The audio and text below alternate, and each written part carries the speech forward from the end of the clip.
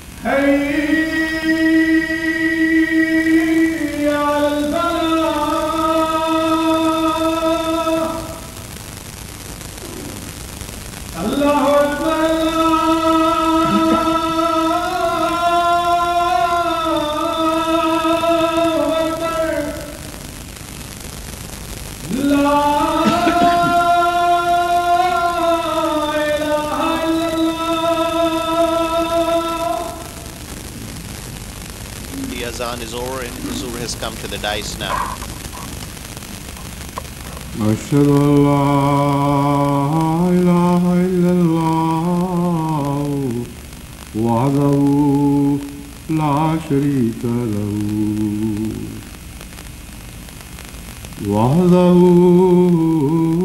شريك له وأشهد أن محمدا عبده ورسوله. أما بعد فأعوذ بالله من الشيطان الرجيم. بسم الله الرحمن الرحيم. الحمد لله رب العالمين. الحمد لله رب العالمين. الحمد لله رب العالمين. الرحمن الرحيم مالك يوم الدين. إياك نعبد وإياك نستعين. اهدنا الصراط المستقيم صراط الذين أنعمت عليهم غير المغضوب عليهم ولا الضالين.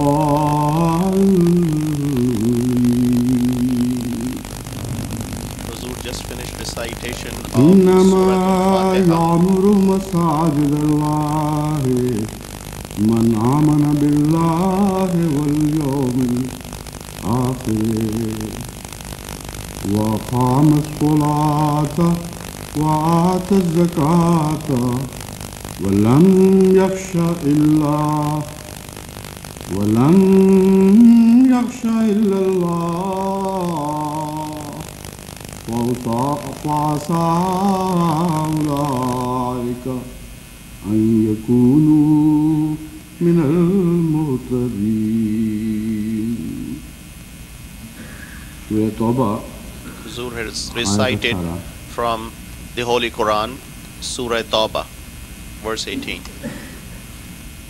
آج کا جمعہ اللہ تعالیٰ کے فضل و رحم کے ساتھ The Friday ایک غیر معمولی of تاریخی today جمعہ ہے is a historic Friday اور آج وہ مبارک دن by the grace طلوع of ہوا God. ہے جو جماعت احمدیہ This is عالمگیر کے لیے such an برکتوں پر auspicious برکتیں لے کے آیا ہے day which is اور bringing نور علی نور کا منظر blessings پیش کرتا to ہے. the worldwide Ahmadiyya community. And this is سب سے پہلی بات جو قابل ذکر indicative ہے of یہ ہے Nurun ala Nur, کہ light آج upon divine light.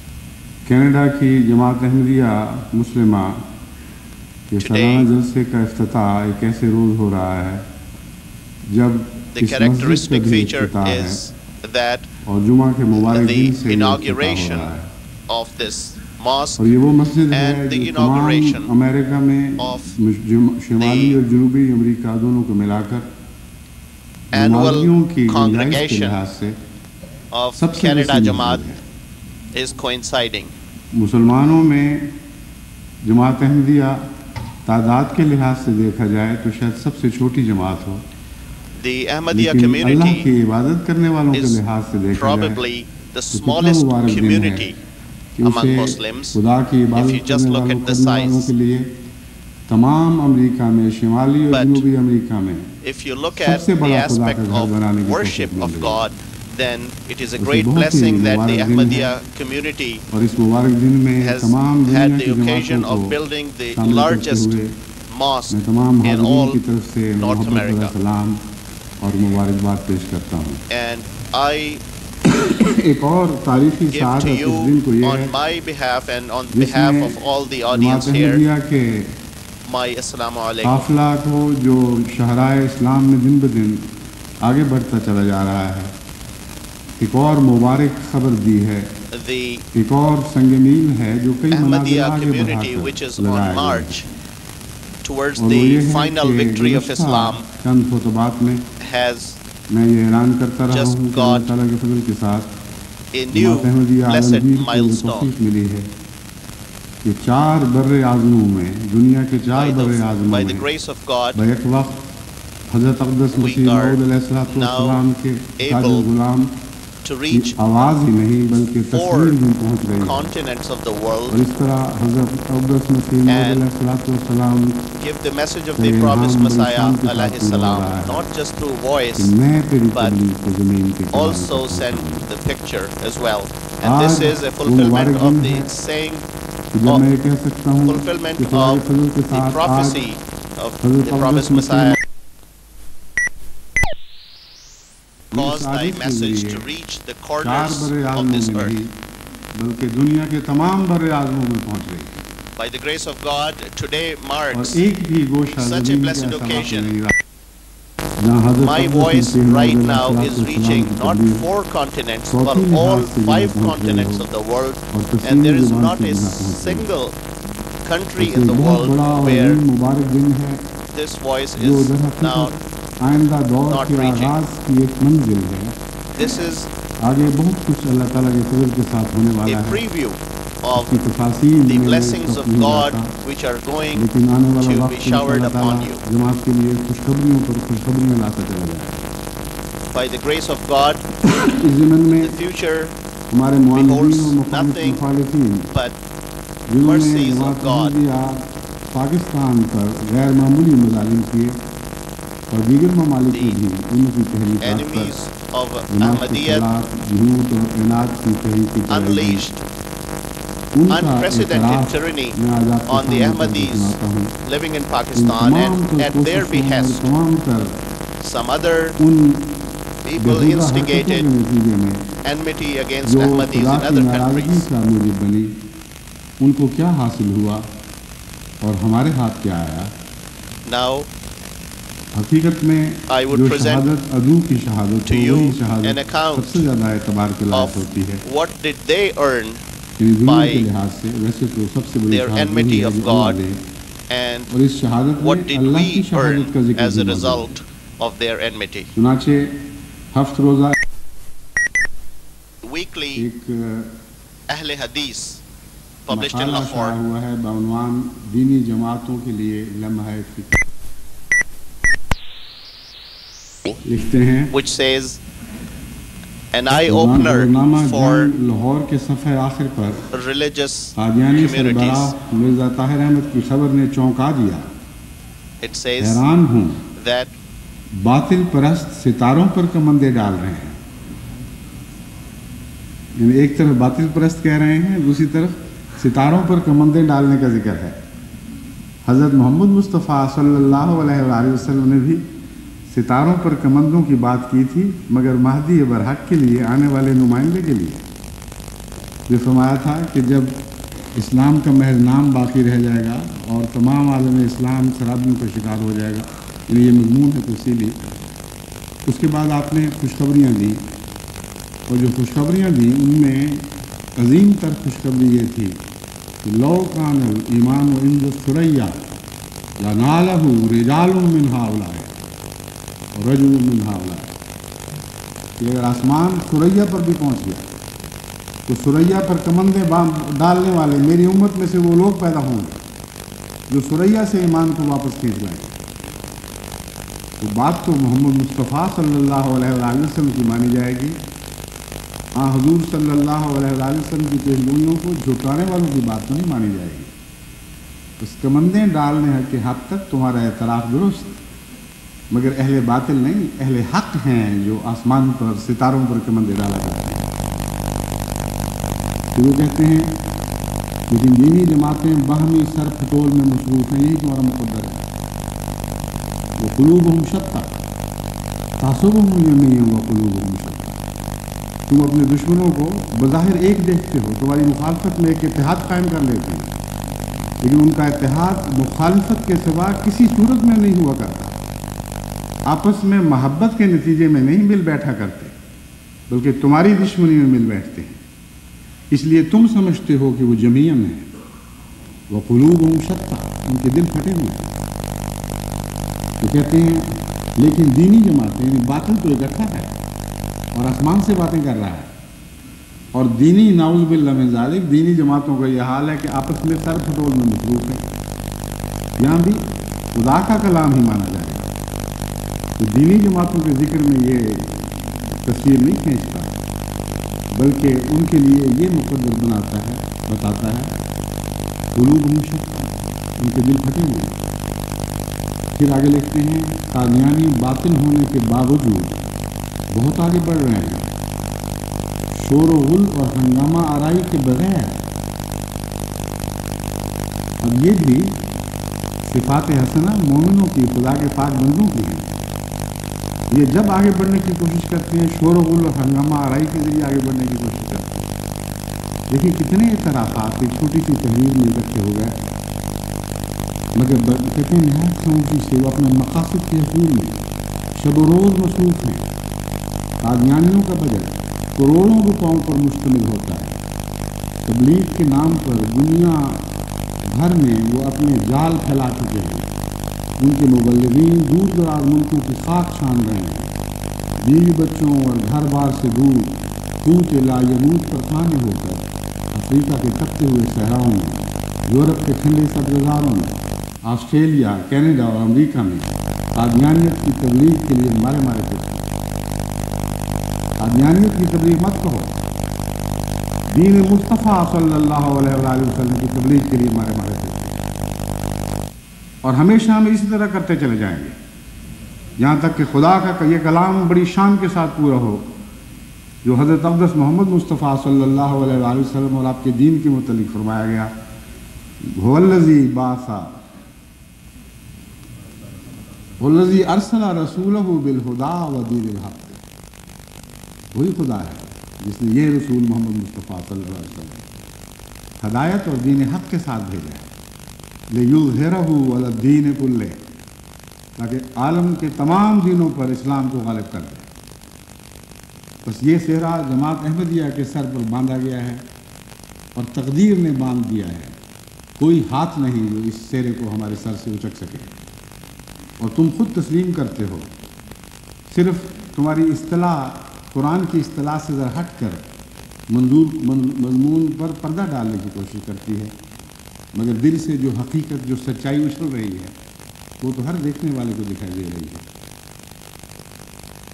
بیوی بچوں اور گھر بار سے دور قوت لال یموت پر خانے ہو کر افریقہ کے تپتے ہوئے صحراؤں میں، یورپ کے ٹھنڈے سبزاروں میں، آسٹریلیا، کینیڈا اور امریکہ میں قادیانیت نہ کہو، اسلام کی تبلیغ کے لیے مارے پھرتے ہیں۔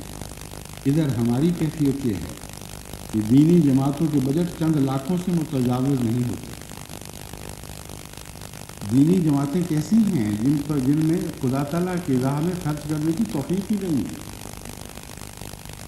تم میں ایک آدمی ایسا ہے جو ساری جماعت کے عالمگیر چندے سے بڑھ کر اکیلا چندہ دے سکتا ہے، مگر جسے خدا توفیق نہ بخشے، اسے دنیا کی کوئی طاقت، کوئی تانا، کوئی چرکا اس بات پر آمادہ نہیں کر سکتا کہ خدا کی راہ میں اپنا دل کھولے اور خدا کی راہ پر اپنے پیسے نچھاور کرے۔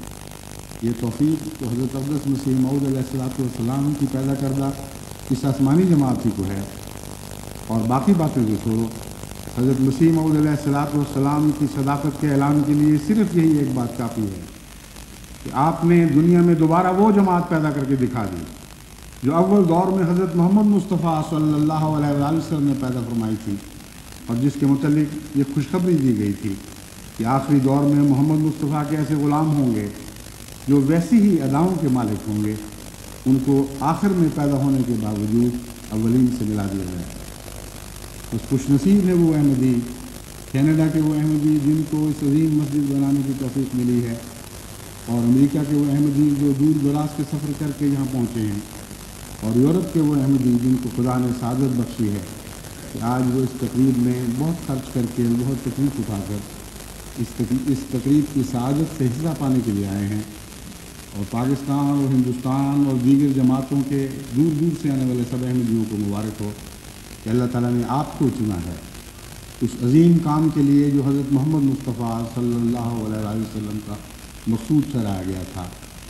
آپ کو خوشخبری ہو براہ راست اور تصویری اور صوتی رابطوں کے ذریعے تمام عالمگیر دنیا کی احمدی جماعتوں کو خوشخبری ہو کہ آج کا دن بہت ہی مبارک دن ہے۔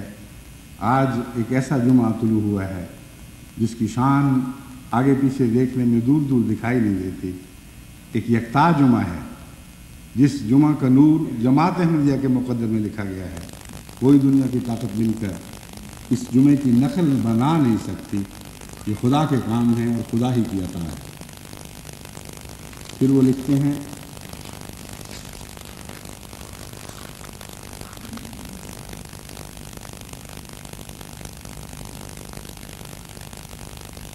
مرزا طاہر احمد کا خطاب سیارے کے ذریعے 4 بر اعظموں میں ٹیلی کاسٹ کیا گیا ہے، آسٹریلیا، افریقہ، یورپ، ایشیا۔ ہمارا عالمی روحانی اجتماع عرفات کے میدان میں حج کے موقع پر ہوتا ہے، تو حج کی پوری کیفیات اور حرکات و سکنات سیارے کے ذریعے بعض ایشیائی اور افریقی ملکوں تک تو بمشکل پہنچائی جاتی ہیں، کسی ملک کے لیکن تمام دنیا میں نہیں۔ میں ان سے یہ کہتا ہوں کہ حج کو کاروبار ہمارے سپرد کر دو، پھر دیکھو خدا کی قسم حج کی آوازیں آسمان کی بلندیوں تک اٹھیں گی، ہم ستاروں تک یہ پیغام پہنچائیں گے۔ حج بیت اللہ کی عظمت کو پہچاننے والے اور اس عظمت کے لیے قربانیاں کرنے والی یہ جماعت ہے جو جماعت احمدیہ ہے، اور جماعت ہی کے مقدر میں وہ دن لکھا گیا ہے جب حج کی برکتیں تمام دنیا میں عام کر دی جائیں گی۔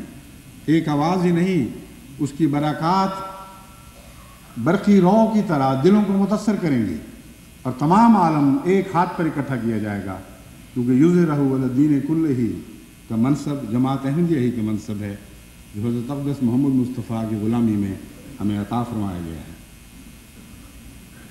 پھر کہتے ہیں کسی ملک کے سربراہ کی تقریر یا خطاب سیارے کے ذریعے دنیا بھر میں کبھی ٹیلی کاسٹ نہیں کیا گیا۔ مختلف ممالک میں بڑی بڑی سیاسی جماعتیں اور ان کے قد آور سربراہ موجود ہیں، ان کی تقریریں اور بیانات بھی پریس کے ذریعے پھیلائے جاتے ہیں، سیارے کے ذریعے کبھی ٹیلی کاسٹ نہیں کیے گئے۔ یہ ان کی علمی ہے، ٹیلی کاسٹ کیے جاتے ہیں وہ اس وسیع پیمانے پر نہیں۔ ہمارے ملک میں دو بڑی قومی سیاسی جماعتیں موجود ہیں، پاکستان مسلم لیگ، پاکستان پیپلز پارٹی۔ یہ دونوں جماعتیں باری باری ملک کی حکمران رہتی ہیں، لیکن افسوس کہ ان کا بھی کبھی کوئی خطاب عالمی طور پر ٹیلی کاسٹ نہیں کیا گیا۔ میں اپنے الفاظ میں بتا رہا ہوں آخری حصہ۔ اب کہتے ہیں سوال یہ پیدا ہوتا ہے کہ قادیانیوں کو اتنی خطیر رقم کہاں سے ملتی ہے؟ بس یہ سوال ہے جو ان سے حل نہیں ہو سکتا۔ جس چیز کی آنکھیں خدا عطا نہ کرے وہ دیکھ کیسے سکو گے؟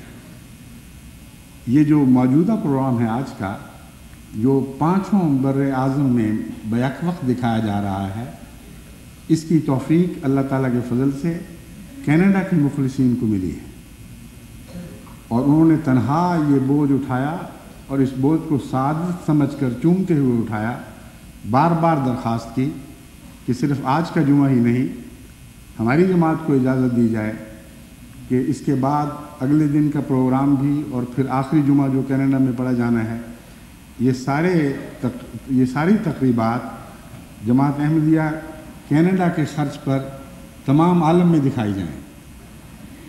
تو سرسری جواب تو یہی ہے کہ جماعت احمدیہ کینیڈا کو اللہ تعالیٰ نے توفیق عطا فرمائی ہے کہ آج ساری دنیا کے بر اعظموں میں جو پروگرام دکھایا جا رہا ہے، اس کا بوجھ انہوں نے سعادت سمجھ کے اٹھا لیا۔ لیکن حقیقی بات یہ ہے کہ دین کی راہ میں قربانی کرنے والوں کو جو دل عطا ہوتے ہیں وہی ان کا خزانہ ہے، جو قربانی کی روح عطا ہوتی ہے وہی ان کا خزانہ ہے، اور اس خزانے میں اللہ تعالیٰ اتنی برکت ڈالتا ہے کہ کوئی عمر ایار کی زنبیل کا تصور اس کا مقابلہ نہیں کر سکتا۔ ایسی حیرت انگیز قربانی کی روح جماعت احمدیہ کو نصیب ہوئی ہے کہ ساری دنیا کی طاقتیں مل کر بھی ایسے انسان پیدا نہیں کر سکتے جیسے ایک خدا کے بندے حضرت اقدس مسیح موعود علیہ السلام کو ڈھالنے کی، بنانے کی توفیق ملی۔ ان معنوں میں جن معنوں میں حضرت مسیح مٹی سے پرندے بنایا کرتے تھے۔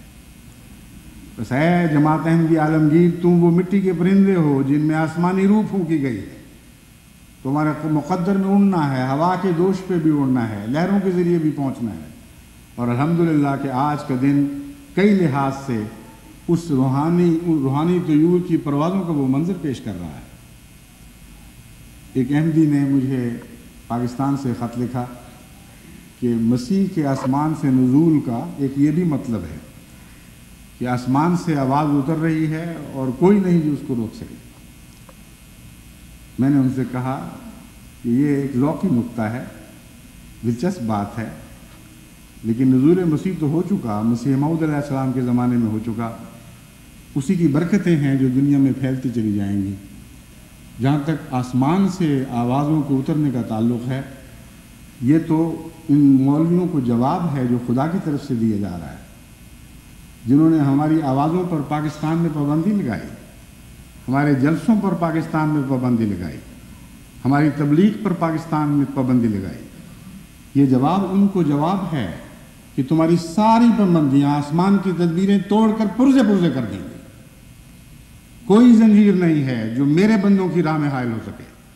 تم زنجیروں پر زنجیریں پہناؤ، اللہ تعالیٰ ان کو مزید آزادی کے ساتھ، تیزی کے ساتھ چہار دانگ عالم میں پھیلنے اور پھولنے اور پھلنے کی پہلے سے بڑھ کر توفیق عطا فرماتا رہے گا۔ ان کے سفر کی راہوں میں تمہاری غلیظ گالیاں حائل نہیں ہو سکتی۔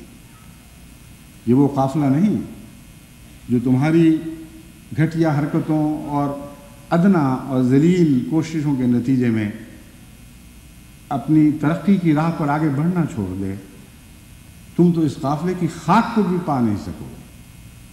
اب وہ دن آ رہے ہیں کہ جماعت احمدیہ پہلے سے کئی گنا زیادہ تیزی کے ساتھ، اب وہ دن آ رہے ہیں کہ جماعت احمدیہ پہلے سے 10 گنا تیزی کے ساتھ، اور میں یہ یقین رکھتا ہوں کہ وہ دن آ رہے ہیں کہ جماعت احمدیہ سینکڑوں گنا زیادہ تیزی کے ساتھ آگے بڑھ کر پھیلنے والی اور دنیا کو فتح کرنے والی، دنیا کے قلوب کو فتح کرنے والی ہے۔ یہ صدی ایک غیر معمولی صدی ہے، ابھی تو آغاز ہوا ہے، آگے دیکھیے ہوتا ہے کیا۔ یہ تو ابھی چند سالوں کی بات ہے۔ تصور کریں کہ اس صدی کے اختتام تک حضرت مسیح موعود علیہ الصلوۃ والسلام کے دیوانے اسلام کو کہاں کہاں تک پہنچا کر نہیں چھوڑیں گے۔ اس میں امید رکھتا ہوں کہ جماعت احمدیہ دعاؤں اور کوششوں اور دن بدن بڑھتی ہوئی قربانیوں کے ساتھ اس نیک کام کو آگے بڑھاتی چلی جائے گی، اور وہ جھنڈا جو حضرت محمد مصطفیٰ صلی اللہ علیہ وآلہ وسلم کے ہاتھ میں دنیا کے غلبے کا مقدر کیا جا چکا ہے، ہمیں ادنا غلاموں کو یہ توفیق ملے گی کہ یہ جھنڈا حضرت محمد مصطفیٰ صلی اللہ علیہ وآلہ وسلم کے ہاتھوں میں تمائے۔ اے آقا، اے تمام جہانوں کے رسول، اے سید ولد آدم، اے تمام انبیاء کے سردار، یہ تیرا جھنڈا ہے۔ تیرے ادنا غلاموں کو تیری دعاؤں کی برکت سے یہ توفیق ملی ہے، اس دنیا کو آج سارے عالم میں گاڑ دیں۔ بس تو اور تیرا نام ہمیشہ بلند رہے، آئندہ آنے والی نسلیں ہمیشہ ہر ملک، ہر بر اعظم کے ہر قریے سے تجھ پر سلام اور درود بھیجتی ہیں۔ یہ وہ کام ہے جو ہمیں کرنا ہے، اور اس راہ میں ابھی بہت سی منازل طے کرنی ہے، بہت سے سفر طے کرنے ہیں۔ ایک مسجد کے قیام سے یا ایک خطبہ جمعہ کے دنیا میں نشر ہونے سے یہ نہ سمجھیں کہ ہم اپنے مقصد کو پہنچ گئے ہیں۔ مقصد کے تک پہنچنے کے آغاز ہو رہے ہیں، پہلے قدم ہیں جو اٹھائے جا رہے ہیں۔ اور اس مسجد کی تعمیر کے سلسلے میں آپ کو یاد دلانا چاہتا ہوں کہ حقیقت میں جماعت احمدیہ کی ترقی کا راز مساجد میں ہے، اور ان مساجد میں ہے جن مساجد کو خدا تعالیٰ کی قائم کردہ شرطوں کے ساتھ آباد کیا جائے۔ بہت سے احمدی دوست اور زائرین مجھے مبارکباد دیتے ہیں کہ اللہ تعالیٰ کے فضل سے جماعت کینیڈا کو بہت وسیع ہی نہیں، بہت خوبصورت مسجد بنانے کی توفیق ملی۔ میں انہیں سمجھاتا ہوں کہ مسجد کی زینت تو عبادت کرنے والوں کے دلوں کی زینت سے تعلق رکھتی ہے۔ ظاہری زینت کا میں نے تو قرآن کریم میں کہیں ذکر نہیں پایا۔ خانہ کعبہ جو سب سے زیادہ حسین اور سب سے زیادہ دلاویز اور دلربا مسجد ہے، وہ جب حضرت ابراہیم علیہ السلام اور آپ کے پیارے بیٹے حضرت اسماعیل علیہ السلام نے ایک کھنڈر سے دوبارہ تعمیر کرتے ہوئے اثر نو اس کی تعمیر کا کام مکمل کیا، تو اس کا دیکھنے میں حلیہ کسی نقطہ نگاہ سے بھی، کسی آرکیٹیکچرل ویو پوائنٹ یعنی نقشے بنانے والوں کے نقطہ نگاہ سے بھی اس لائق نہیں ٹھہرایا جا سکتا کہ اسے دنیا میں ایک خوبصورت تعمیر کے نمونے کے طور پر پیش کیا جائے۔ لیکن وہ سب سے زیادہ حسین عمارت تھی جس پر خدا کی محبت کی نظر پڑ رہی تھی، اور اتنے پیار سے اس کا ذکر قرآن کریم میں ملتا ہے کہ کسی اور مسجد کا اس پیار سے ذکر نہیں ملتا۔ حقیقت میں مساجد کی شان عمارت میں نہیں بلکہ ان دلوں میں ہے جو خدا کے حضور رکوع کرتے ہوئے اور سجدہ ریز ہوتے ہوئے ان مساجد میں حاضر ہوتے ہیں۔ قرآن کریم نے فرمایا خذوا زینتکم عند کل مسجد، دیکھو مسجدوں سے تم زینت نہیں پاؤ گے، مسجدیں تم سے زینت پائیں گے۔ اس لیے اپنی زینت یعنی اپنے تقویٰ اور اپنے خلوص اور خدا کی راہ میں نچھاور ہونے کے جذبے لے کر روح کے رکوع اور سجدے کرتے ہوئے مساجد میں جایا کرو۔ اور وہ آیت جس کی میں نے تلاوت کی ہے اس میں اللہ فرماتا ہے انما یامر مساجد اللہ من آمن باللہ والیوم الآخر واقام الصلاۃ وآتى الزکاۃ ولم یخش الا اللہ فعسى اولئک ان یکونوا من المہتدین۔ تو دیکھو اللہ کی مساجد کو تو صرف وہی لوگ آباد کرتے ہیں من آمن باللہ والیوم الآخر، جو ایمان لاتے ہیں اللہ پر اور آخرت کے دن پر، اور نمازوں کو قائم کرتے ہیں اور زکوٰۃ دیتے ہیں اور خدا کے سوا کسی دوسرے سے نہیں ڈرتے۔ فعسى اولئک ان یکونوا من المہتدین، بس بعید نہیں کہ یہی وہ لوگ ہوں جو خدا کے حضور مہتدین میں شمار کیے ہیں۔ تو جماعت احمدیہ کینیڈا پر ایک بہت بڑی ذمہ داری عائد ہوتی ہے، کیونکہ آپ نے یہ جو مسجد بنائی ہے اسے سجانا ابھی باقی ہے۔ इसकी ज़ाहिरी टीप टाप और रंग और सूरत और शक्ल जो बना दी गई है बहुत दीगर है इसकी शक्ल में, लेकिन कुरान कहता है कि अभी तुम्हें अपनी ज़ीनतें लेकर इस मस्जिद में हाजिर होना होगा, तभी मस्जिद खूबसूरत बनेगी। बस जमात अहमदिया कनाडा को इबादत की तरफ तवज्जो करनी ज़रूरी है। ये वो मुल्क है जो चारों तरफ से ऐसे असरात में घिरा हुआ है, यानी मगरबी तहजीब के असरात इसे चारों तरफ से घेरे हुए हैं, जो इबादत से रूह गर्दानी पर आमादा करते हैं, जो खुदा के सिवा दिल झूठे बुतों की तरफ फेरने वाले असरात हैं। बस जमात अहमदिया कनाडा के लिए अभी वो मनाजिल बाकी हैं जिन्हें सर करने के बाद हकीकत में ये मस्जिद पाया तकमील को पहुँचेगी। अभी आगाज़ है। बस मैं आपको खुसूसियत के साथ इबादत के क़याम की तरफ तवज्जो दिलाना चाहता हूँ और आपकी वसातत से, यानी आपको मुखातब करते हुए तमाम दुनिया की जमातों को भी बैक वक्त मुखातब करते हुए समझाता हूँ कि मस्जिदें बनाएं और खूब बनाएं। खूबसूरत बना सकें तो बहुत बेहतर है, लेकिन हकीकत यह है कि मसाजिद को अपने तक़वा से ज़ीनत बख्शें और इबादत के ज़रिए सजाएं, तब मसाजिद बनाने का हक़ अदा होगा, उसके बग़ैर नहीं। हज़रत अक़दस मोहम्मद मुस्तफ़ा सल्लल्लाहु अलैहि वसल्लम की ग़ुलामी का दावा और आपकी मोहब्बत का दावा करने वालों के लिए ज़रूरी है कि इबादत के मज़मून पर आपकी सीरत का मुतालिया करें और हुज़ूर सल्लल्लाहु अलैहि वसल्लम ने जिस शान से इबादत को ज़िंदा किया और अपनी रातों को जगाया, उसी शान से अपनी इबादत को ज़िंदा करने और रातों को जगाने की कोशिश करें। हज़रत अक़दस मोहम्मद मुस्तफ़ा सल्लल्लाहु अलैहि वसल्लम ने हज्जतुल विदा के मौके पर खुतबा देते हुए फरमाया, अल्लाह ताला से डरो और पाँचों वक्त की नमाज पढ़ो, एक महीने के रोज़े रखो, अपने अम्वाल की ज़कात दो और जब मैं कोई हुक्म दूँ तो उसकी अताअत करो। अगर तुम ऐसा करोगे तो अपने रब की जन्नत में दाखिल हो जाओगे। फिर हज़रत अबू हुरैरा रज़ी अल्लाह तआला अन्हु से रवायत है, आप फरमाते हैं कि हज़रत सल्लल्लाहु अलैहि वसल्लम को मैंने ये फरमाते हुए सुना, क्या तुम समझते हो कि अगर किसी के दरवाज़े के पास से नहर गुजर रही हो और वो इसमें दिन में 5 बार नहाए तो उसके जिस्म पर कोई मैल रह जाएगी?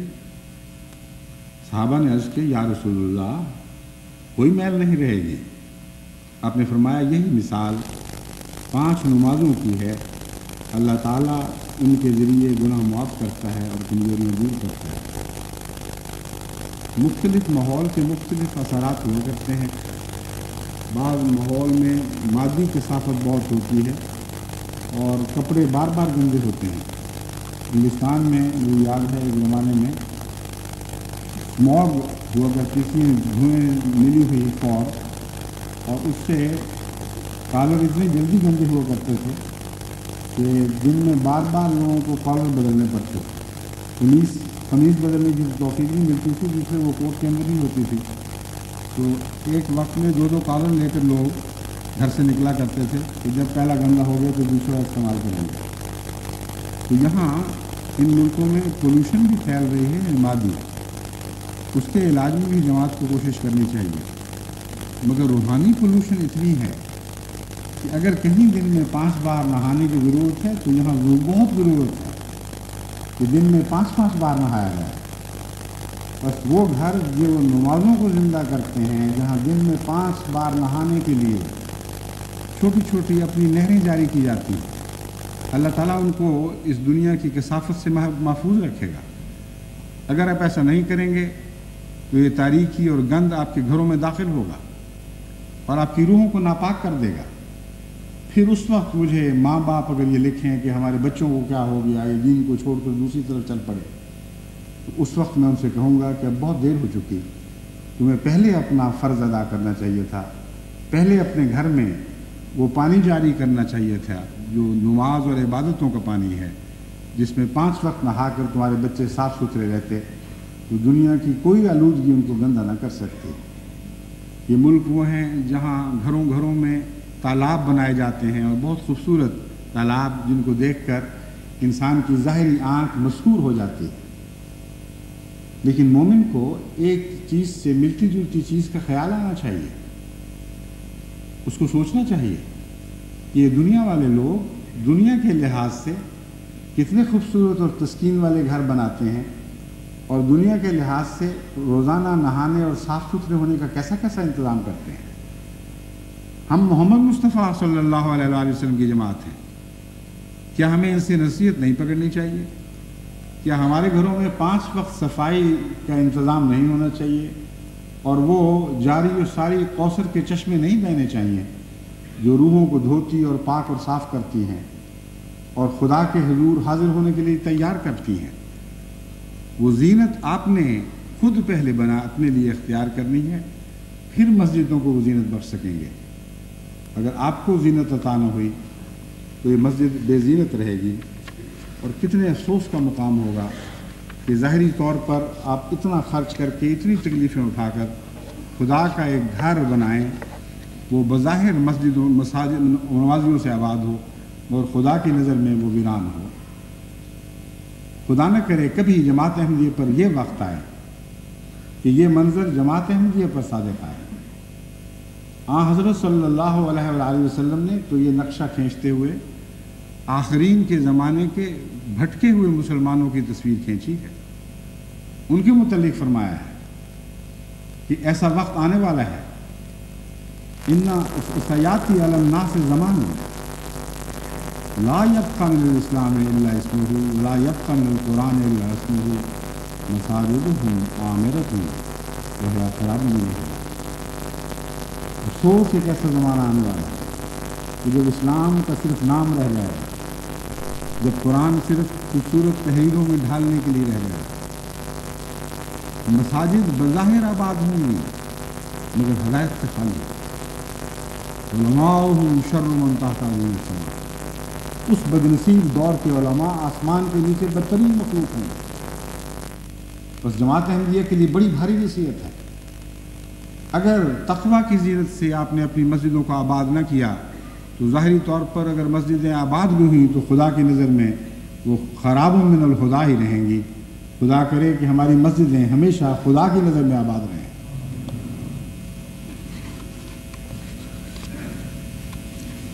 حضرت صلی اللہ علیہ وآلہ وسلم نے ایک موقع پر فرمایا، قیامت کے دن سب سے پہلے جس چیز کا بندوں سے حساب لیا جائے گا وہ نماز ہے۔ اگر یہ حساب ٹھیک رہا تو وہ کامیاب ہو گیا اور اس نے نجات پا لی، اگر یہ حساب خراب ہوا تو وہ ناکام ہو گیا اور گھاٹے میں رہا۔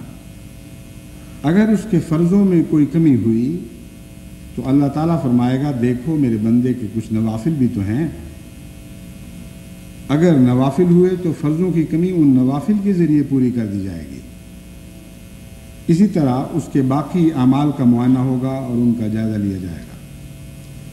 بس قیام نماز کے ساتھ کچھ لوازمات ہیں جو نماز کی مرکزی روح کی حفاظت کرنے والے ہیں، وہ نوافل اور تہجد کی نمازیں ہیں۔ بس اگر آپ چاہتے ہیں کہ آپ کی نسلوں آئندہ نسلوں میں نماز قائم رہے اور پوری شان اور حفاظت کے ساتھ قائم رہے تو اس کے ارد گرد وہ فصیلیں بھی کھڑی کریں جو نوافل کی فصیلیں ہیں۔ ان سے نماز پر ضرب نہیں آئے گی۔ اگر کبھی کمزوری دکھائیں گے تو نوافل کی حد تک اثر رہے گا لیکن فرائض قائم رہیں گے۔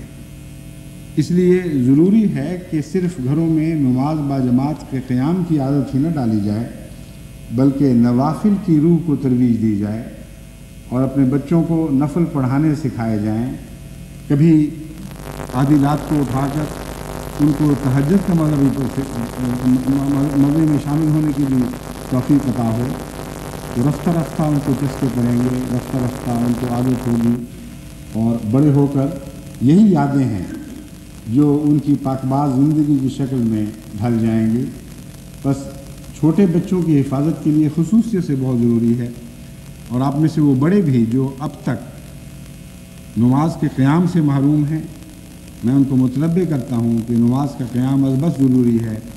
نماز قائم ہوگی تو جماعت احمدیہ قائم رہے گی. اگر نماز گری تو جماعت احمدیہ گر جائے گی اور کوئی چیز اسے دوبارہ قائم نہیں کر سکے گی. اس لیے نمازوں کی حفاظت کریں. وہ مسجد جو یہاں بنائی گئی ہے، اس مسجد تک تو لوگ دور دور سے کبھی کبھی پہنچا کریں گے، لیکن گھر کی مسجد میں تو ہر انسان پہنچ سکتا ہے. حضرت مسیح موعود علیہ الصلوۃ والسلام نے اپنا گھر بنایا، ایک بیت الدعا بنائی، اور صحابہ میں یہ رواج تھا کہ اپنے گھروں میں چھوٹی سی مسجد بھی بنا لیا کرتے تھے تاکہ وہ لوگ جو مسجد تک نہ جا سکیں وہ وہاں نماز پڑھ لیا کریں. مجھے یاد ہے دارالانوار میں ہمارے نانا کا گھر تھا، ڈاکٹر عبدالستار شاہ صاحب کا. انہوں نے اپنے گھر میں ایک چھوٹی سی مسجد بنائی ہوئی تھی. جب وہ معذور ہو گئے اور مسجد تک نہیں جا سکتے تھے تو اسی مسجد میں نماز پڑھاتے تھے، یا اپنے کسی بچے کے ذریعے اس کو آگے کھڑا کر کے آپ باجماعت نماز پڑھ لیا کرتے تھے. تو یہ بہت ہی پاکیزہ سنت ہے کہ گھروں میں کوئی جگہ عبادت کے لیے مخصوص کر دی جائے. اس سے باجماعت نماز کی انسٹیٹیوشن، یعنی یہ جو نظام ہے یہ زندہ رہے گا. اور اس کے علاوہ خدا کے فضل سے نوافل کی بھی تحریک کی جاتی رہے، پیار اور محبت کے ساتھ، اس طرح کے دل آمادہ ہوں، متنفر نہ ہوں. نفل کے معاملے میں تو کوئی سختی نہیں ہو سکتی. نفل کی تحریک آپ کی خوش اداؤں سے ہوگی. نفل تبھی آپ کی اولاد میں قائم ہوں گے جب آپ کے بچے آپ کو اس رنگ میں نفل پڑھتے دیکھیں گے کہ وہ یادیں ان کے دلوں پر میں جاگزین ہو جائیں گی اور ان کا دل چاہے گا کہ ہم بھی ایسا کریں. چنانچہ خدا تعالیٰ نے بچوں میں یہ فطرت پیدا کی ہے، یہ تبھی ایک رجحان رکھا ہے کہ اپنے ماں باپ کو جو چیز خاص انہماک سے اور پیار سے کرتے دیکھتے ہیں وہ اسی طرح شروع کر دیتے ہیں. ہم نے اپنے گھروں میں دیکھا ہے کہ گھروں میں عبادت کو دیکھتے ہوئے بچے شروع سے ہی ساتھ جا کر کھڑے ہو جاتے رہے، سجدے کرتے اور غلطیاں بھی کرتے، مگر اپنے عبادت سے اپنی محبت اور پیار کا اظہار اپنے معصومانہ رنگ میں ہمیشہ کرتے رہے. اور اللہ تعالیٰ نے ان بچوں کو پھر توفیق دی کہ وہ نماز پر قائم ہوئے اور دوسروں کو نمازوں پر قائم کرنے والے بنے. بس اپنے ہر گھر میں نماز کے قیام کے لیے محنت کریں اور دعا کریں.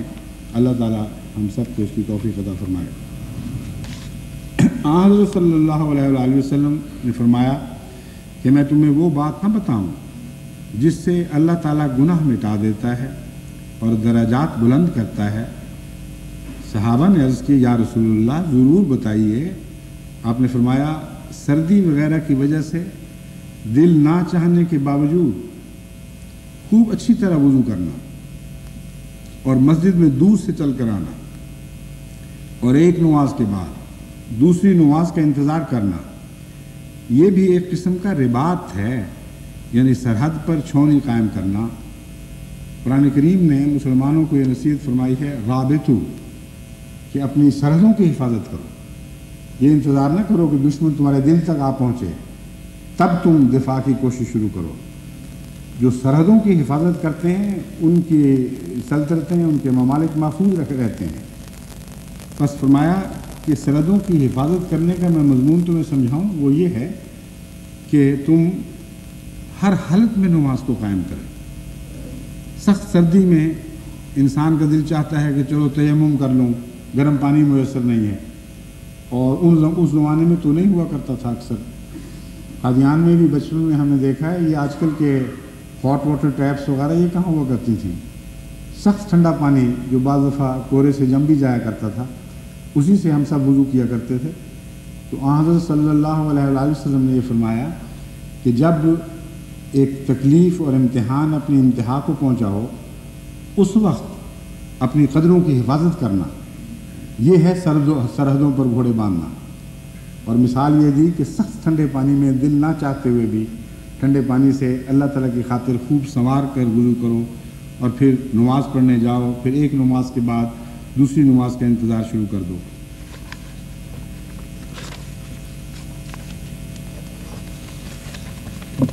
حضرت صلی اللہ علیہ وآلہ وسلم کی اپنی نماز کی کیفیت کیا تھی، اس سلسلے میں بھی میں آپ کو وہ کچھ چند احادیث سناتا ہوں تاکہ آپ کو معلوم ہو کہ وہ کون سی نمازیں ہیں جو دوسروں کے دیکھنے والوں کے دل میں بھی جاگزین ہو جاتی ہیں، ایسا مستقل نقش بن جاتی ہیں کہ وہ نقش ان کی زندگی کی عادات میں بدل جاتا ہے، وہ ان کی فطرت ثانیہ بن جاتا ہے۔ ایسی نمازیں پڑھنے کی ضرورت ہے گھروں میں۔ اگر مائیں ایسی نمازیں پڑھیں جنہیں ہم پنجابی میں ٹرخانہ کہا کرتے تھے، اردو میں بھی شاید ٹرخانہ کہتے ہیں، مجھے علم نہیں۔ مجھے یاد ہے ایک دفعہ میں مسجد اقصی نماز پڑھنے گیا تو ایک چھوٹا سا لڑکا اتنی تیز نماز پڑھ رہا تھا جیسے پنکھا چل رہا ہو، وہ ٹک ٹک ٹک ٹکریں لگائیں اور اس کے بعد فارغ ہو کے چل پڑا۔ مجھے نظر آیا بعد میں نے کہا تم یہ کیا کر رہے تھے؟ انہوں نے کہا اللہ میں ٹرخانہ ہی ہے اور کی ہے، فرض پورا کرنا اللہ تعالیٰ کے ظاہری طور پر اپنے آپ کے پیش کر دینا ہے، بس تو میرا کام ہو گیا۔ خدا کو ٹرخا کوئی نہیں سکتا، اپنے آپ کو ٹرخا ہوگا۔ اللہ تعالیٰ فرماتا ہے وہ لوگ جو خدا کے اور خدا کے بندوں کو دھوکہ دینے کی کوشش کرتے ہیں ان کا کیا ہوتا ہے؟ وما یخدعون الا انفسہم۔ اگر نمازوں میں تم خدا کو ٹرخاؤ گے تو تم اپنی نسلوں کو ٹرخا رہے ہوگے، اپنے مستقبل کو ٹرخا رہے ہوگے، اپنی عاقبت کو ٹرخا رہے ہوگے۔ کوئی خدا کو ٹرخا نہیں سکتا۔ یہ بات الجھتی ہے، تم کو الجھتی ہے کہ خدا کو اور خدا والوں کو دھوکہ نہیں دے۔ نمازیں اس طرح سوار کرتے ہیں جس کا حضرت محمد مصطفیٰ صلی اللہ علیہ وسلم پڑھا کرتے ہیں۔ پھر اس مسجد کا حق ادا ہوگا اور گھر گھر میں اس مسجد کا حق ادا ہوگا۔ پھر خدا آپ کو توفیق بخشے گا کہ آپ بستی بستی میں مساجد بنائیں گے اور خدا کی محبت اور پیار کی نظریں ہر اس مسجد پہ پڑا کریں گی جو احمدی متقین کو بنانے کی توفیق عطا ہو۔ حضرت صلی اللہ علیہ وآلہ وسلم کے متعلق حضرت عائشہ رضی اللہ تعالیٰ عنہ فرماتی ہیں ایک رات میری آنکھ کھلی تو میں نے حضور کو اپنے بستر پر نہ پایا۔ مجھے خیال آیا کہ حضور مجھے چھوڑ کر کسی اور بیوی کے پاس چلے گئے ہیں۔ پھر میں حضور کی تلاش کرنے لگی تو کیا دیکھتی ہوں کہ حضور رکوع میں ہیں، ایک ویران سی جگہ میں، اندھیری رات تھی۔ اس لیے میں کہتا ہوں اندھیری رات تھی کہ آگے مضمون بتا رہا ہے۔ حضور نماز میں رکوع میں ہیں یا شاید آپ اس وقت سجدہ کر رہے تھے، یعنی دکھائی نہیں دے رہے تھے، آواز سے پتہ چلا کہ کیا ہو رہا ہے، اور یہ دعا کر رہے تھے کہ اے اللہ تو اپنی تمام تعریفوں کے ساتھ ہر قسم کی بزرگی کا حامل ہے، تو میرا رب ہے، تیرے سوا اور کوئی عبادت کے لائق نہیں۔ اور آپ یہ بھی کہہ رہے تھے کہ اے اللہ جو کچھ میں لوگوں سے چھپ کر کرتا ہوں اور جو کچھ میں ان کے سامنے کرتا ہوں ان میں سے میرے ہر عمل کو اپنی رحمت اور مغفرت سے ڈھانپ دے۔ کیسی عجیب دعا ہے، کتنا عظیم عارف باللہ وہ انسان تھا۔ تمام نبیوں کو سردار بنایا گیا، تمام زمانوں کا سردار بنایا گیا۔ فرماتے ہیں جو میں چھپ کر کرتا ہوں ہو سکتا ہے اس میں بھی کوئی ریا کا نعوذ باللہ من ذالک پہلو ہو، کوئی ایسی بات ہو جو تیرے حضور پسندیدہ نہ ہو، اس لیے میں تو یہ التجا کرتا ہوں کہ صرف میرا ظاہر نہیں، میری چھپی ہی عبادتوں پر بھی اپنی رحمت اور مغفرت کی چادر ڈال دے اور اسے اپنی ستاری کے پردے میں چھپا دے۔ حضرت صلی اللہ علیہ وآلہ وسلم کی دل کی گہرائی تک خلوص ہی خلوص تھا۔ جھوٹ تو درکنار، جھوٹ کے کسی دور دراز کے اثر کا بھی کوئی شائبہ حضرت صلی اللہ علیہ وآلہ وسلم کی نیتوں کی آماجگاہ پر نہیں پڑا کرتا تھا، یعنی دل پر نہیں پڑتا تھا۔ لیکن انکساری کا عجیب عالم ہے کہ حضور اپنے رب کے حضور گرتے ہوئے جھکتے ہوئے عرض کر رہے ہیں یا خدا میری وہ باتیں جو میں ظاہر میں کرتا ہوں لوگوں کے سامنے مجبوراً تو نے حکم دیا ہے، اور وہ باتیں جو میں چھپ کے کرتا ہوں ان دونوں پر یکساں اپنی رحمت اور مغفرت کی چادر ڈال دے۔ حضرت عائشہ کہتی ہیں کہ میں نے حضور کو جب نماز میں اس طرح اپنے مولا کے حضور دعا کرتے دیکھا تو اپنی حالت پر افسوس کرتے ہوئے لوٹ آئی۔ میں کیا سمجھی تھی اور کیا ہو رہا ہے، کیسے ظن کیا میں نے اپنے آقا محمد مصطفیٰ صلی اللہ علیہ وسلم کا، کس کی محبت میں نکلے تھے اور میں نے کیا سمجھا کہ کس کی محبت میں نکلے ہوں گے۔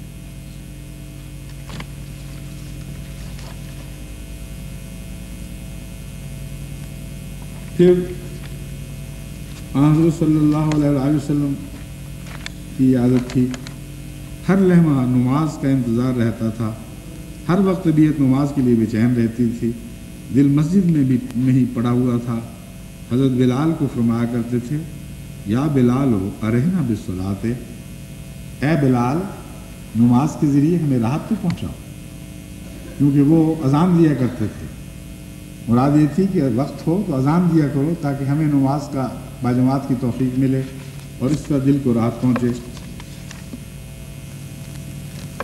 آخری بیماری کے دوران حضرت اقدس محمد مصطفیٰ صلی اللہ علیہ وسلم کا نمازوں سے عشق کس شان کے ساتھ ظاہر ہوا ہے، اس کی دو مثالیں میں آپ کے سامنے رکھتا ہوں۔ صحیح بخاری کتاب المغازی باب مسجد نبی صلی اللہ علیہ وسلم میں لکھا ہے، حضرت عائشہ رضی اللہ تعالیٰ عنہ فرماتی ہیں کہ جب رسول اکرم صلی اللہ علیہ وسلم کی بیماری شدت اختیار کر گئی اور تکلیف بڑھ گئی تو آپ نے اپنی بیویوں سے اجازت چاہی کہ بیماری کے ایام میرے گھر میں گزارنے، یعنی حضرت عائشہ کے گھر میں۔ انہوں نے حضور کو اجازت دے دی تو آپ ایک دن دو آدمیوں یعنی حضرت ابن عباس رضی اللہ تعالیٰ عنہ اور ایک اور شخص کا سہارا لے کر باہر نکلے، اس حال میں کہ آپ کے دونوں پاؤں زمین پر گھسٹ رہے تھے۔ حضرت عائشہ بیان کیا کرتی تھی کہ جب رسول کریم صلی اللہ علیہ وسلم میرے گھر میں آئے اور بیماری مزید بڑھی تو فرمایا کہ مجھ پر 7 مشکیزوں کا پانی بہاؤ جو بھرے ہوئے ہوں۔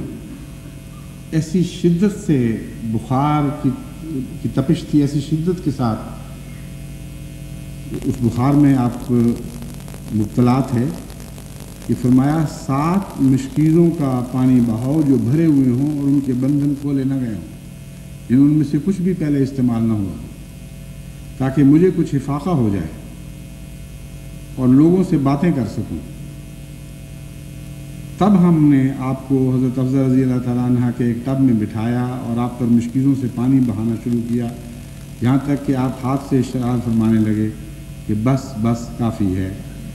حضرت عائشہ رضی اللہ تعالیٰ عنہ فرماتی ہیں پھر آپ لوگوں کی طرف تشریف لے گئے اور انہیں نماز پڑھائی اور خطاب فرمایا۔ یہ نماز کا شوق تھا دراصل،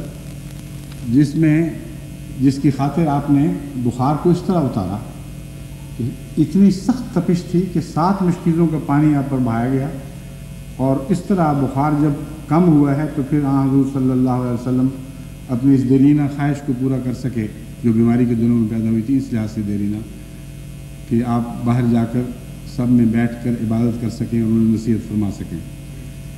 ابن شہاب سے یہ روایت ہے، وہ کہتے ہیں کہ حضرت انس نے مجھے بتایا کہ پیر کا دن تھا جس دن حضور کی وفات ہوئی تھی، یہ آخری دن ہے مرض الموت کا۔ مسلمان صبح فجر کی نماز میں مسجد نبوی میں مصروف تھے اور ابو بکر انہیں نماز پڑھا رہے تھے کہ اچانک حضور نے اس وقت جب وہ صفوں میں نماز میں کھڑے تھے، حضرت عائشہ کے حجرہ کا پردہ اٹھایا اور انہیں دیکھ کر مسکرائے اور ہنس دیے اور وہ سب چونک گئے۔ حضور نے انہیں اپنے ہاتھ سے اشارہ کیا کہ اپنی نماز مکمل کرو، پھر حضور حجرے کے اندر ہو گئے اور پردہ گرا دیا۔ اس قدر شدید تکلیف تھی اس وقت کہ دوسری احادیث سے جس میں آپ کی مرض الموت کے آخری دن کا نقشہ کھینچا گیا ہے، پڑھ کر دل خون ہو جاتا ہے۔ حضرت صلی اللہ علیہ وسلم کی تکلیف کا حال پڑھ کر کہ کس سخت تکلیف سے آپ اس دنیا سے اس وجہ سے رخصت ہو رہے تھے، صرف بخار کی تکلیف نہیں تھی بلکہ یہ تکلیف تھی کہ میرے پیچھے کیا ہوگا اور لوگ کہیں یہ نہ کر لیں اور وہ نہ کر لیں۔ چنانچہ آپ کی آخری وقت کی نصیحتیں اسی مضمون پر مشتمل تھیں، اور سب سے زیادہ جو غالب چیز تھی وہ یہ تھی کہ جن غلاموں کو میں نے عبادت کے آداب سکھائے ہیں اور عبادت کے ڈھنگ سکھائے ہیں، وہ کیا میرے بعد عبادت کو جاری بھی رکھیں گے کہ نہیں؟ بس حضرت صلی اللہ علیہ وآلہ وسلم نے آخری خواہش جو اس دنیا میں پوری کی ہے وہ یہ کہ پردہ اٹھا کر ان نمازیوں کو دیکھا جن کو آپ نے اس دنیا میں نماز کے آداب سکھائے تھے، ان کے چہروں پر ایسے عزم کے آثار دیکھے، خدا کے لیے ایسے وفا کے جذبے دیکھے، ایسے سجدے کرتے ہوئے ان کو دیکھا، ایسے رکوع کرتے ہوئے ان کی روحوں کو دیکھا کہ آپ پہلے مسکرائے اور پھر ہنس دیے اور پھر بڑی تسلی کے ساتھ پورے اطمینان کے ساتھ خدا کے حضور حاضر ہونے کے لیے پیش ہو گئے۔ حضرت صلی اللہ علیہ وآلہ وسلم کا آخری کلام جس کے متعلق ایک مجلس میں بھی کچھ سوال ہوا تھا کہ جب حضرت صلی اللہ علیہ وآلہ وسلم یعنی ایک دو دن پہلے مجلس میں یہاں سوال ہوا تھا، جب خدا تعالیٰ نے آپ سے پوچھا کہ اے میرے بندے تیرے لیے دو امکانات ہیں، میں تجھے دو قسم کے رستوں کے چلنے کے فیصلے کا اختیار دیتا ہوں، ایک راہ اس دنیا میں کچھ اور دیر رہو اور اپنے فرائض کو ادا کرو اور وہ پائے تکلیل تک پہنچیں، یعنی مزید آگے بڑھیں، اور ایک یہ کہ تم میری طرف واپس آ جاؤ۔ سوال کرنے والے نے یہ سوال کیا تھا کہ حضرت صلی اللہ علیہ وآلہ وسلم نے واپسی کی راہ کیوں اختیار کی؟ خود تو نصیحت فرمایا کرتے تھے کہ موت کی دعا نہ کرو۔ میں نے انہیں سمجھایا کہ یہ موت کی دعا نہیں ہے، موت کی دعا نہ کرنا اس لیے ہے کہ اللہ تعالیٰ ہمیں پسند نہیں فرماتا کہ اس دنیا کے کاروبار میں رہتے ہوئے جو آخرت کے لیے ہم کمائیاں کرنے کی کوشش کر رہے ہیں ان کے متعلق ہم خود یہ فیصلہ کر سکیں کہ ہم نے جو کچھ کرنا تھا کر لیا، اور کسی وقت بھی موت کا فیصلہ خود کرنا ایک بہت بڑی ذمہ داری ہے، کیونکہ اس فیصلے کا مطلب یہ ہے کہ ہم ایسی حالت تک پہنچ چکے ہیں کہ گویا ابرار میں داخل ہو گئے، اب کوئی خوف نہیں ہے، اب خدا کی طرف سے جو قضا آئے ہم ٹھیک ہیں۔ یہ بندے کے بس کی بات نہیں ہے کہ وہ یہ فیصلہ کر سکے، مگر حضرت صلی اللہ علیہ وآلہ وسلم کو جب خدا نے پوچھا تو حقیقت میں یہ گواہی دی کہ اے میرے بندے تو نے اپنے کام کو درجہ کمال تک پہنچا دیا ہے، اب کچھ ایسا کرنا باقی نہیں رہا جس کے نتیجے میں تو اپنے مشن کو اس آخری مقام تک پہنچا سکے جس تک پہنچانے کے لیے ہم نے تجھے مقرر فرمایا تھا۔ اس لیے اگر کچھ اور یہاں رہنا ہے اپنے عزیزوں اور قریبیوں اور پیاروں میں تو میں تجھے اجازت دیتا ہوں، شوق سے اجازت دیتا ہوں، اور اگر میری طرف لوٹ کر آنا ہے تو یہ بھی تجھے اجازت ہے۔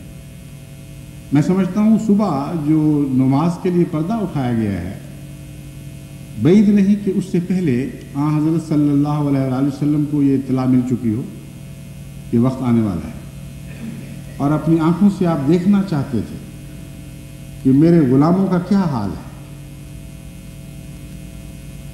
اس وقت آپ نے اپنی جدائی کا فیصلہ کر لیا تھا، لیکن جس کی طرف جا رہے تھے وہ زیادہ محبوب تھا، اس لیے رونے کی بجائے آپ مسکرائے اور پھر ہنس دیے اور بڑے شوق اور خوشی کے ساتھ اپنے رب کے حضور یہ عرض کیا، پھر رفیق الاعلیٰ، پھر رفیق الاعلیٰ، اے اللہ میں نے عبادت گزار پیدا کر دیے ہیں جو قیامت تک تیری عبادت کی حفاظت کرتے چلے جائیں گے۔ اب میرا یہ فیصلہ ہے کہ مجھے واپس بلا لے، میں تیرے قریب تر آ جاؤں۔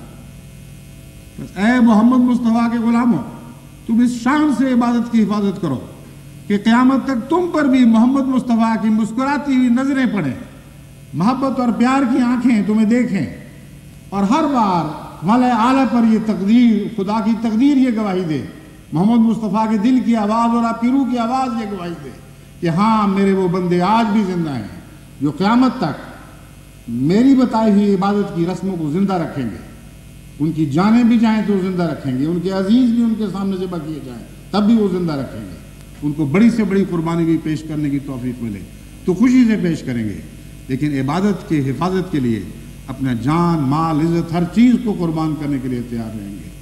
اگر تم ایسے بن جاؤ تو خدا کی قسم تم کامیاب ہو، اور دنیا کی کوئی طاقت تمہیں مٹا نہیں سکتی۔ یہ آج کے مولوی، ان کے مقدر میں ناکامیاں لکھی جا چکی ہیں، یہ آپ کا کچھ بھی بگاڑ نہیں سکتے۔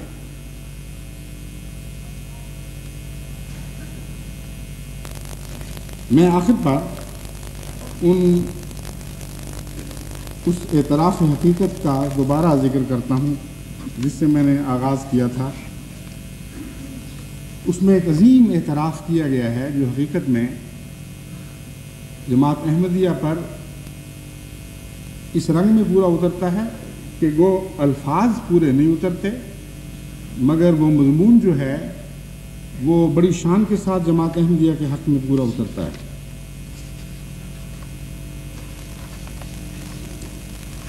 وہ آخر پر لکھتے ہیں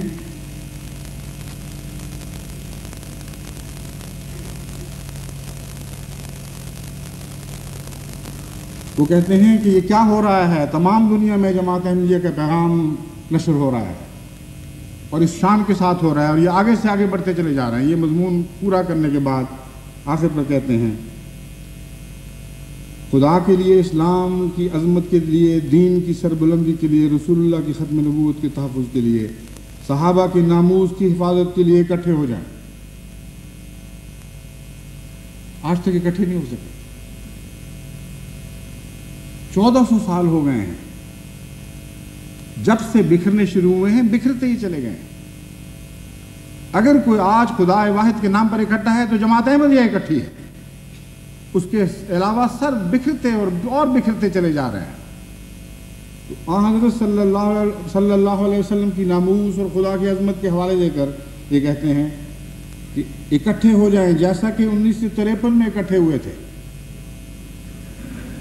1953 میں اکٹھے ہوئے تھے, پھر بکھرنے کے لیے اور پھر بکھرنے کے لیے اور بکھرتے چلے جانے کے لیے. کیا یہ اکٹھے ہونے کا تمہارا تصور ہے؟ کہتے ہیں ورنہ ہمیں اندیشہ ہے کہ تمہاری داستان تک بھی نہ ہوگی داستانوں میں.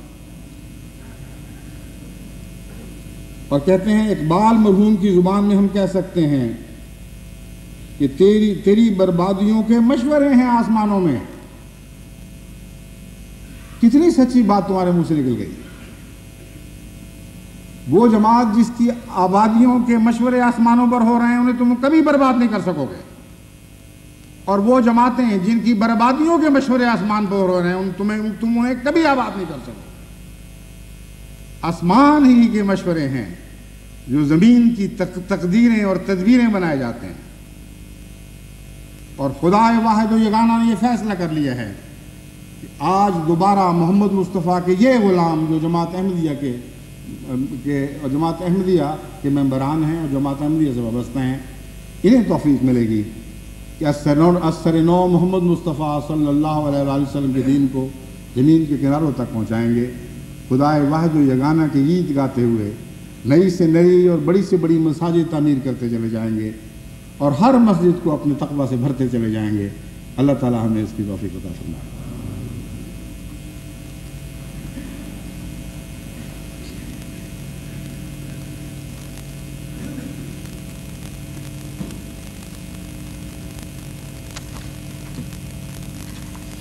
اشهد ان لا اله الا الله وحده لا شريك له واشهد ان محمدا عبده ورسوله. عباد الله رحمكم الله ان اللہ یامر بالعدل والإحسان وإیتاء ذی القربى وینہی عن الفحشاء والمنکر والبغی یعظکم لعلکم تذکرون. اذکروا اللہ یذکرکم وادعوہ یستجب لکم ولذکر اللہ اکبر.